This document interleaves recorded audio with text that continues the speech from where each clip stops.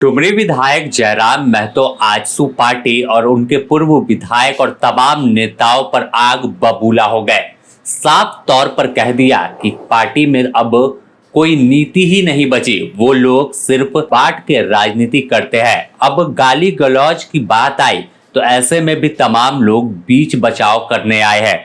जिसकी उम्मीद नहीं थी, जो इतने सीनियर लीडर थे वह आकर उनका पक्ष रखते हैं। जयराम ने यहाँ तक कह दिया कि कुछ लोग बेशर्म हैं, उन्हें शर्म नहीं आती। किसी की माँ को गाली देकर इस तरह से फूहड़ वाला बयान देना कहीं से उचित नहीं है। देखिए क्या है कि अभी जो वर्तमान समय है, एआई की वजह से कौन क्या बोलता है, किस तरह से कौन किस तरह से उसको विचलित करके उसको लोग डालता है, विचलित तरीके से करता है, बोलता कुछ है, लोग उसको कुछ क्रिएट करते हैं।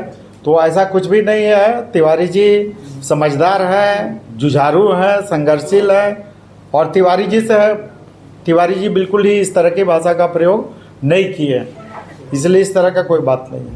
साफ तौर पर देखें तो जयराम महतो काफी आहत हुए हैं और इनके कार्यकर्ता भी, क्योंकि एक सोशल मीडिया पर बयान वायरल हुआ था जिसमें जब जयराम महतो को लेकर मांडू विधायक तिवारी महतो से सवाल पूछा गया था तो उसमें अमर्यादित भाषा का इस्तेमाल विधायक ने कर दिया था।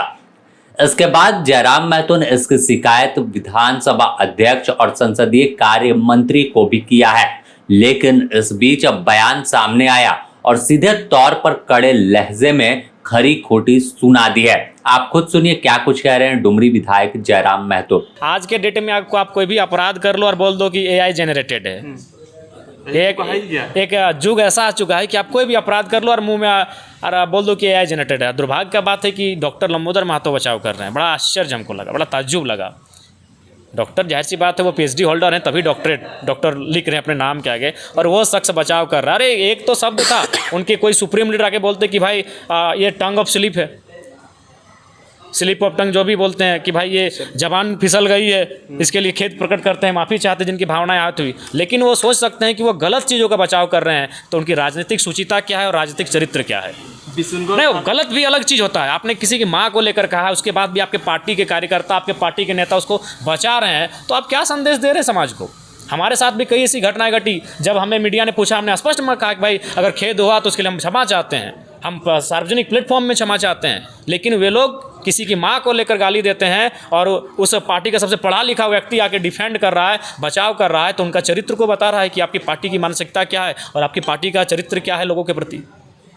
30 सेकंड का तो बात था कि भाई ये जवान से फिसल गई, slip of tongue of slip जो भी बोलते हैं अंग्रेजी का वर्ड हुआ, कि भाई ये खेद हुई, हम क्षमा चाहते हैं। कोई बड़ा लीडर आके बोलता है। देखें तो जिस तरह से जयराम महतो और आजसू हमेशा आमने सामने रहती है, कई मौकों पर सीधी नोक झोंक हुई है और तीखी बयानबाजी होती थी, लेकिन अब तमाम हद पार हो गई और एक दूसरे पर इस तरह से लांछन लगाते लगाते अब माँ बहन की गाली तक मामला पहुंच गया है।